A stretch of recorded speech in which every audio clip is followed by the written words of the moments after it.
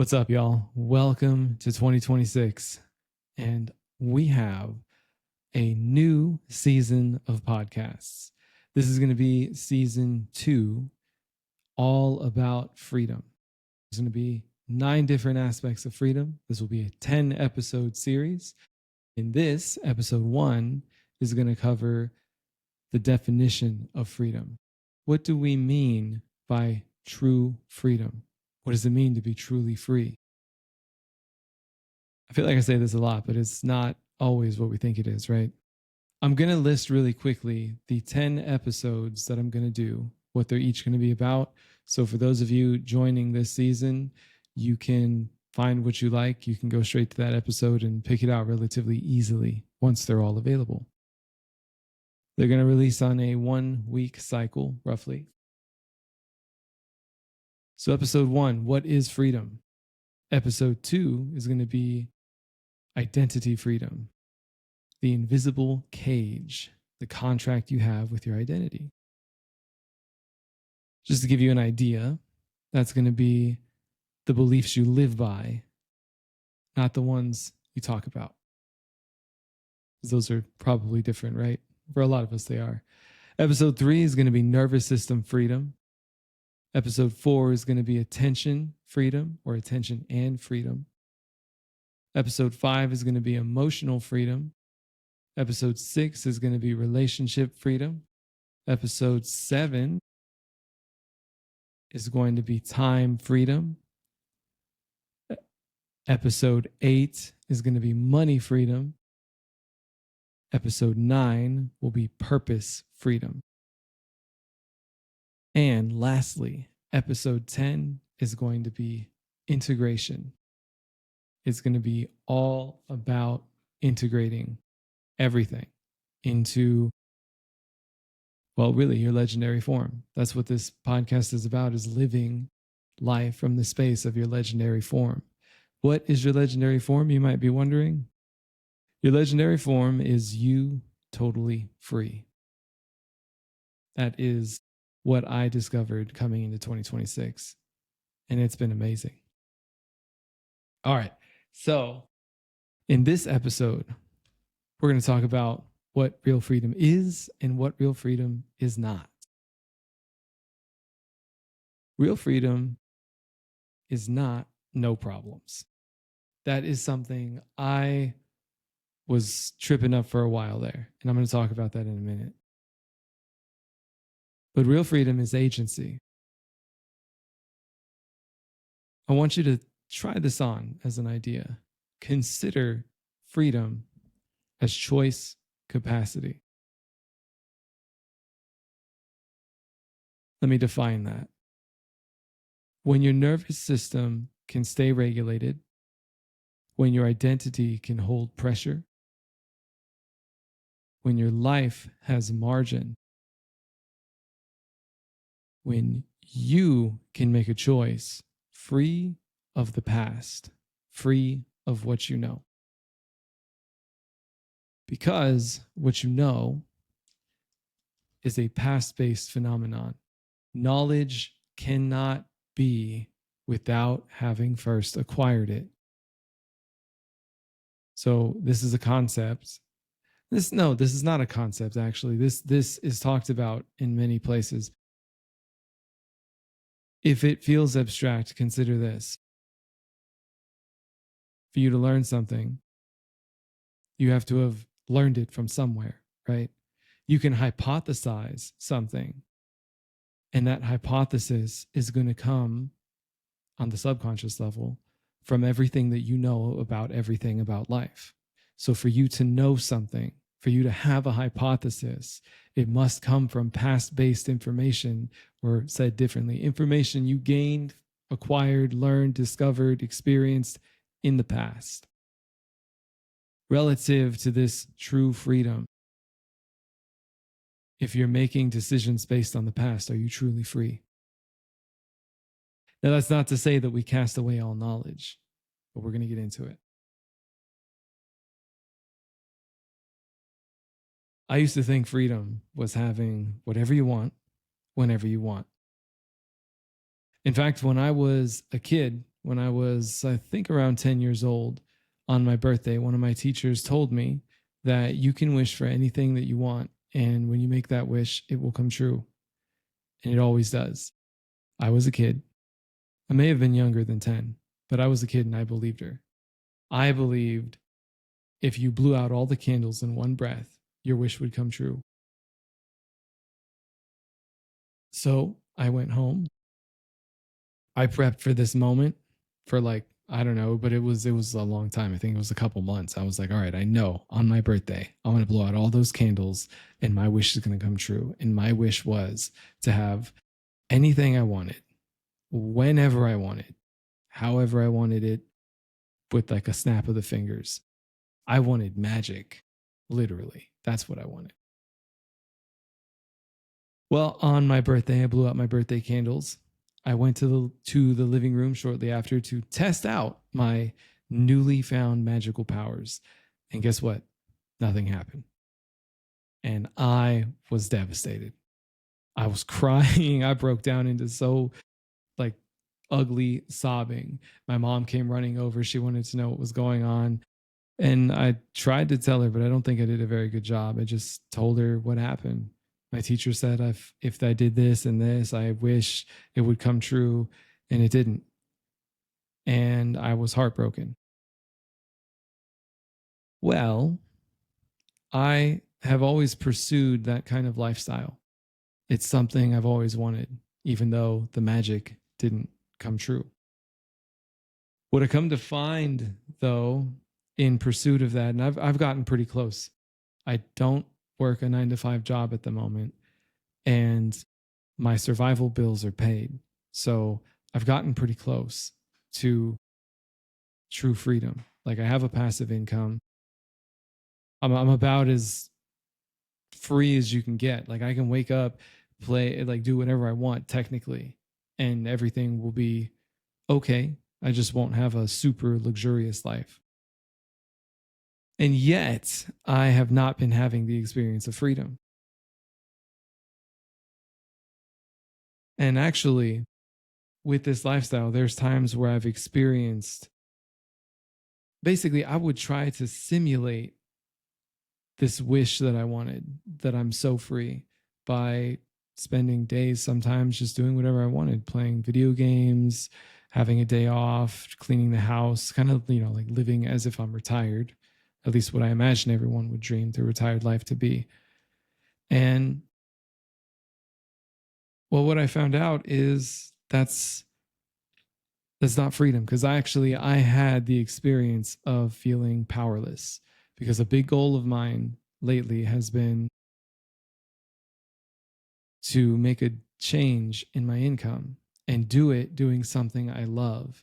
And it's become like a mission where I want to prove to myself that I can do this, do something I love, make a difference for other people, provide real value, and earn an income from it.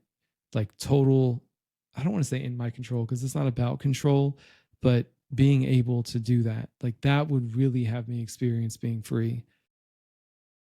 And when I'm trying to simulate true freedom by doing whatever I want, and every day is a Saturday, what happens is I have the experience of feeling powerless. And I was thinking about this one day and I was like, this makes no sense. I'm in the perfect setup, the perfect situation to experience freedom. I, if anyone, should have the experience of real freedom, but I don't. What I found was kind of in the nervous system. There's a whole episode that's going to be dedicated to this, but to cover some here, there's something called nervous system regulation. Everyone has a nervous system, obviously, but when it's regulated, you have freedom in a way that you don't when it's not regulated. When it's not regulated, you're in fight or flight mode. If the body is in threat, then it's in survival. Rather, survival automation. That's the fight or flight. That's the fight, flight, freeze, or fawn, newly added.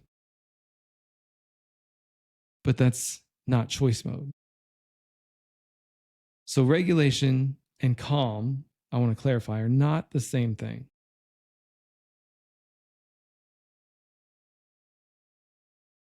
Regulated is where you have the space for creativity, patience, impulse control, empathy. Dysregulated is where you are in the fight, flight, freeze, and all of that. Some tells that you are regulated is that you can breathe deeply without forcing it. You can tolerate some discomfort. You don't need instant relief. That's a big one for me. I've often had the experience of needing just a moment, just an hour, just some time to go stabilize myself. And this was the discovery for me. Was I didn't know it at the time, but I was letting my nervous system run the show. I was defaulting to, well, I need to go, and I was not using these words, but the occurring to me was like, I need to go regulate my nervous system. I just need to go get in my zone, like myself, meditate, and then I'll be sharp, I'll be locked in, I'll be whatever. But that need to regulate would never go away. It was like a craving to be productive in a way, to do something, to make a difference. And yet it just didn't, like, I could play video games, be productive in a video game. I could clean the house, be productive at the house, but those things wouldn't make a difference in my finances, which is the biggest goal that I have. And I've been sharing this with my friends and people I'm close to and mentors. And so to not make a difference in that, and days go by, and of course there's appointments to go to, there's chores, errands, like life is going to happen. And when life happens and I life really well, but it feels like a distraction, it occurred, like I started realizing I was a slave to my nervous system. Oh, it needs to regulate. Okay, well, I guess I can't keep my word and do video editing like I said I was going to do. And then days go by and I feel powerless because I said I'm going to do, but I did not do. I said I was going to do video editing. I said I was going to record videos. I said I was going to do a podcast episode. And then I didn't because my nervous system needed to regulate. And I just caved and let it do that. And I thought during the time I was doing all of this, I was confident. I was like, no, this is freedom because I need to regulate and I have the space to regulate. I just need to get in the zone. I just need my me time. Well, I can take my me time. So I am free. Nobody can tell me what to do. Nobody has the authority to do that. I can do what I want. Well, I can do what I want and I won't have the ability to travel the world. And that's something I want to do. I can do what I want and I won't have the ability to buy nice fancy cars, which is, I want to do that one day. I won't have the ability to spoil my friends. And so I start to feel powerless when money becomes tight because my survival's covered, but luxury isn't. There's no room for that, which is margin, which is one of the things we were talking about. When we talk about your identity can hold pressure, we're talking about, think of identity as your center of gravity. If it's stable, small pushes are not going to tip you off center. Even heavy pushes, you might still be centered.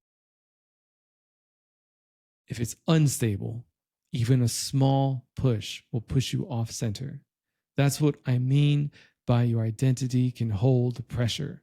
Life can give you the punches. You can go do big, scary things, and it won't break your identity. It won't challenge or threaten your identity because if it does, it's going to push your nervous system into dysregulation, fight or flight. An example, if your center of gravity is fragile, then you'll take things like, this means something about me.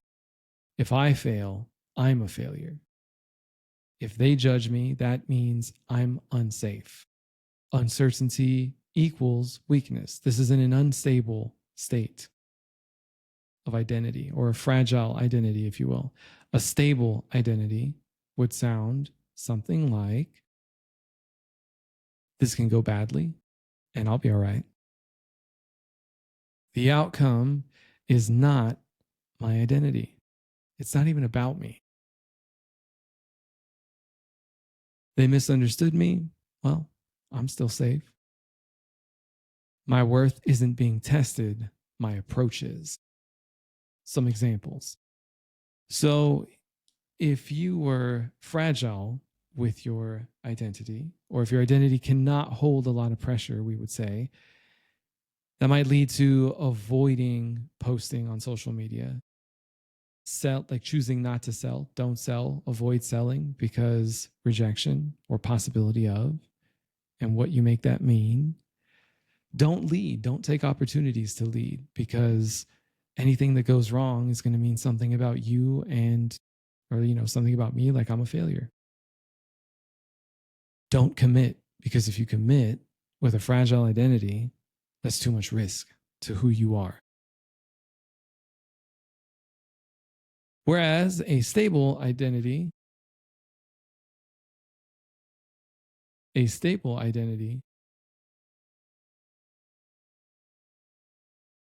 you would definitely take on posting. You post on social media, no problem. Doesn't mean anything about you, whatever people say or think. Definitely take on selling, no big deal there. Taking on positions of leadership or opportunities to lead because it's not going to be about you. No fears of rejection. I wouldn't say no, but because there's always something there about rejection. The more secure you are with your identity, the more that goes away because it's not about you. It's not you that's being tested. It's your approach, if anything. And there's room to grow in that. See, if I'm not being tested, but my approach is, I can refine my approach and try again. And there's a curiosity for me, like me personally, I experience a curiosity and like, oh, okay, well, let me go try something else in that framework versus, which I've definitely experienced this before, where I've go through sales calls and I don't want to say sales calls, but like I invite people to come take a look at what I can do for them, have a discovery call.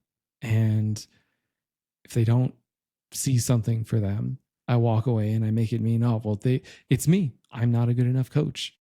It's my coaching. My precious baby that I've poured my heart and soul into is nothing. Well, that's in the space of a weak center of gravity or a identity that cannot hold pressure. And that was definitely my experience. Point number 3, margin.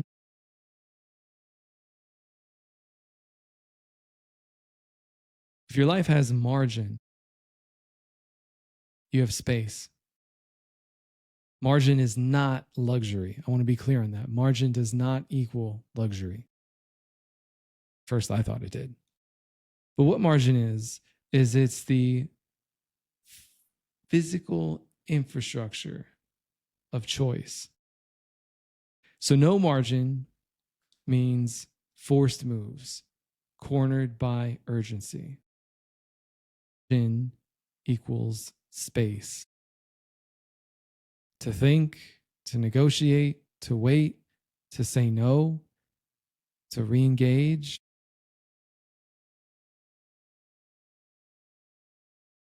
No margin is everything is urgent. You don't have an option. You don't have an option to say no. You have to take that deal. You don't have time to negotiate. You don't have the position to negotiate because you desperately need what's going on. You don't have space to make choice because everything is critical and everything is urgent and everything is falling apart everywhere. If I don't take this job, even though it's paying me way less than what I want to get paid, then I can't pay my bills and I don't have time for that. I need to pay rent on Monday. That's what I mean by margin. That's one example in the financial realm, but it's not just that. It's in the emotional realm too. It's an all encompassing aspect. Life. Does your life have margin or does it not? Here's a tell you can use to tell whether or not your life has margin. It would look something like you can make decisions slowly on purpose. Now think of that one. In the context of dating, as an example, the emotional realm, if you can take something slowly because you're not rushing and you don't need immediate gratification or immediate validation, you could say that you have margin in that realm. And the last one, you can choose free from your past, free from what you know. We talked earlier about knowledge being a past based phenomenon, how the subconscious, I want to use the word interfaces. The subconscious records everything you ever see, hear, smell, touch. And the subconscious is really powerful.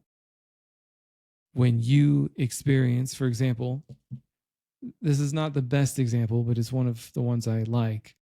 If you touch the stove and the stove is hot and you get burned, you know a few things. Fire equals burn or ow, fire bad. You know when the stove is on because you can see the fire. Or if it's an electric stove, you can see the red parts or you could feel it. But you know, your subconscious is so strong that you don't even need to see it. You don't need to hear it. You don't need to smell it.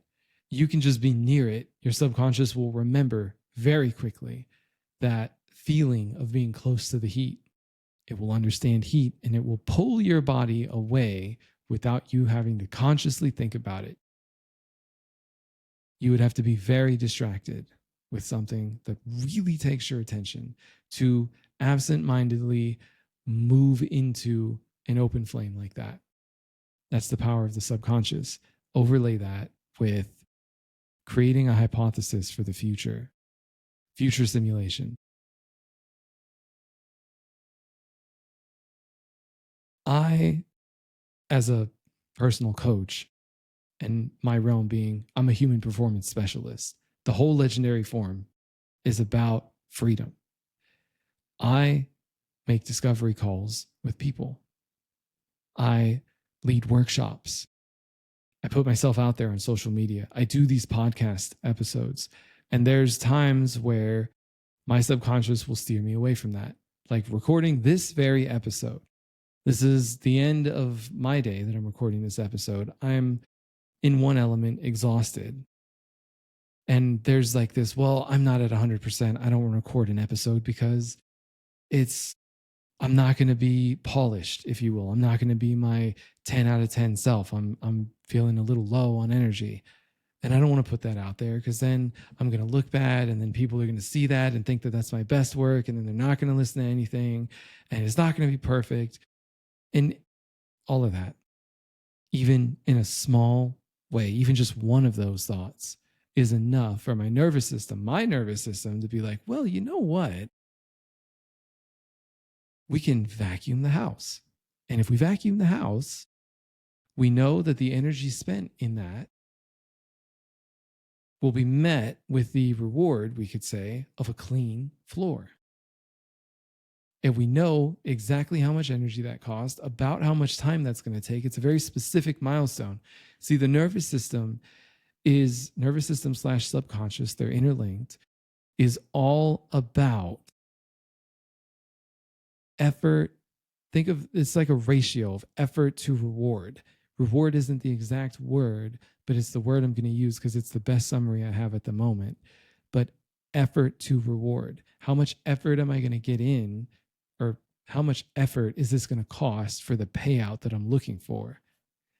And if there's any perception that the cost of effort is too high, and it's going to be absurdly high if there's a threat to my identity, someone says no to me, and I make that mean that they don't think my coaching is it or that I'm it. If there's any risk of failure, them just saying no in general, my nervous system's going to default to, the subconscious is going to steer me away like, oh, hey, you need time to go regulate yourself. Oh, hey, you could really use alone time. Hey, you're not at 100%. Go take a nap first. You know what? Sleep on it. Do it tomorrow.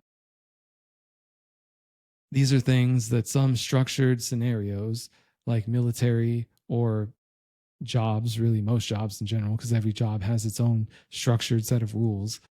performance metrics that must be met, those can overshadow this. But when you look at having moments of downtime or being on vacation or having personal projects, things that are important to you, that's where this can really creep in when you're autonomous and on your own. And there's no fire, so to speak, to push you into doing things that might be scary. Freedom to make a decision free of the past means, for it, no, I'm going to say it, means I can make a choice free of all of that, because knowledge is a past based phenomenon. So even if it may seem unrelated, I did not have an amazing experience asking girls out to date when I was in high school. I I just wasn't really good at it. I was super shy, didn't really know what to say. I wanted to lie to look cool and all that stuff. Why do I bring this up? Because those experiences that far back in my life is what the subconscious pulls from as its pool of data. And it pulls from those and every other experience in my life. And in fractions of a second, it pieces all of this together to help me build a hypothesis, future simulation, for how a discovery call is going to go.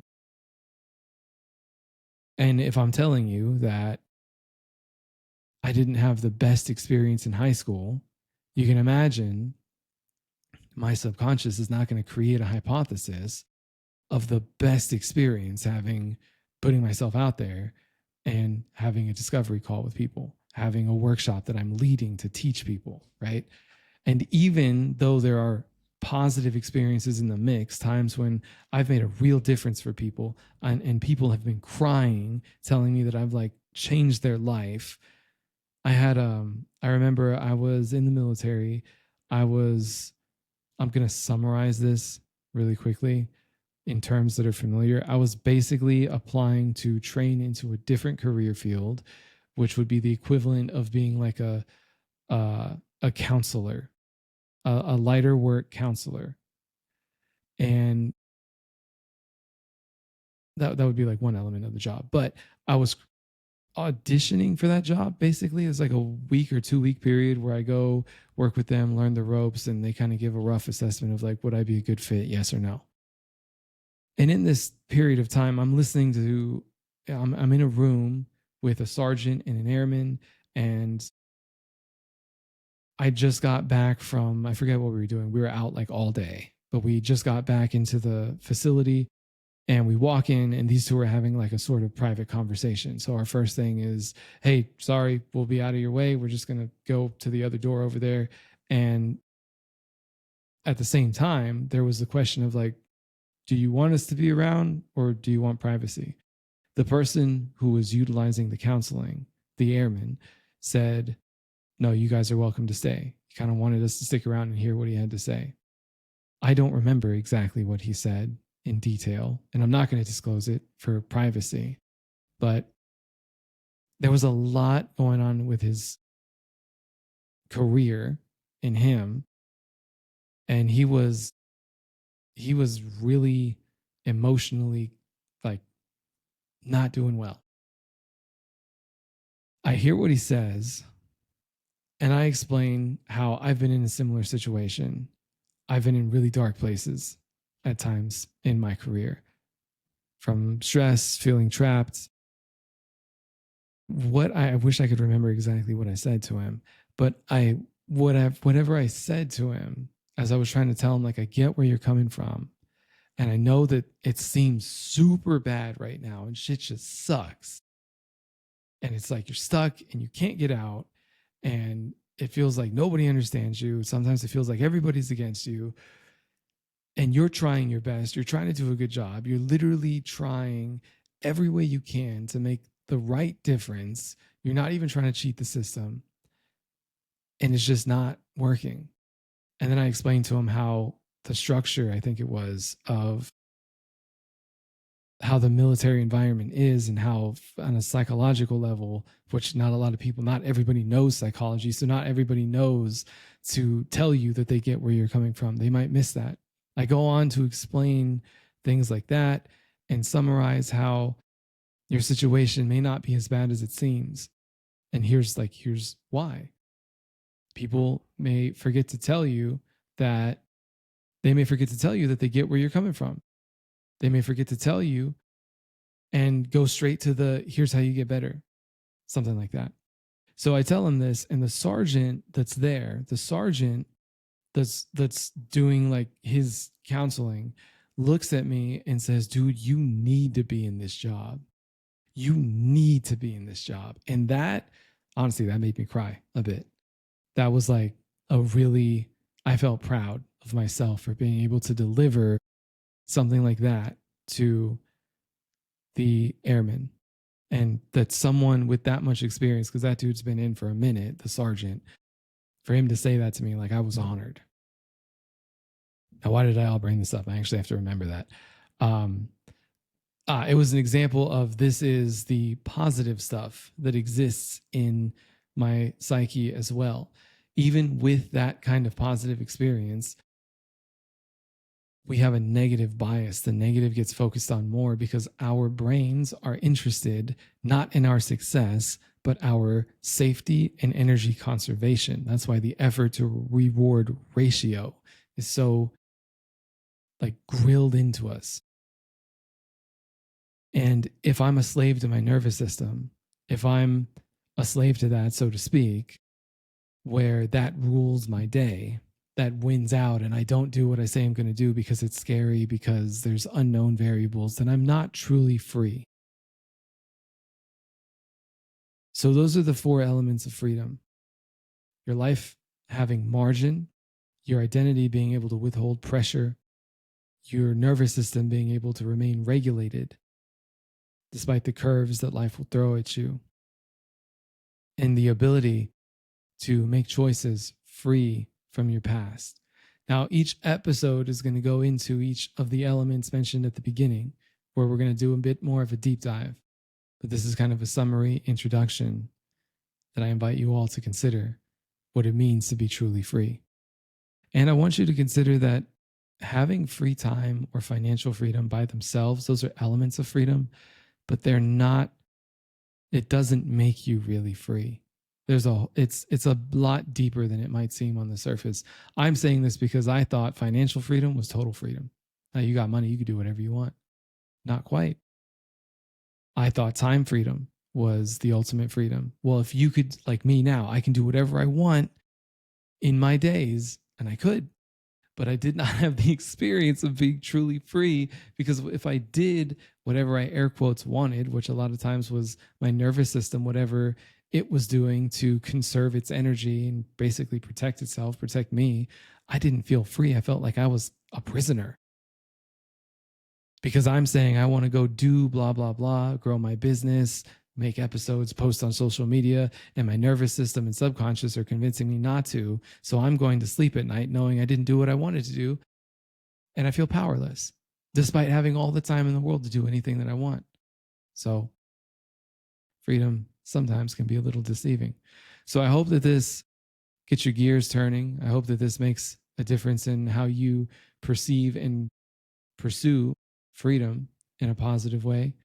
And ultimately, I hope this empowers and inspires you. If it does, feel free to talk about it. If this is on the YouTube, talk about it in the comments, or tell me about it. Share it with your friends if it makes a difference, if you think they'll like it. And I will see you guys on the next episode. Thank you for listening.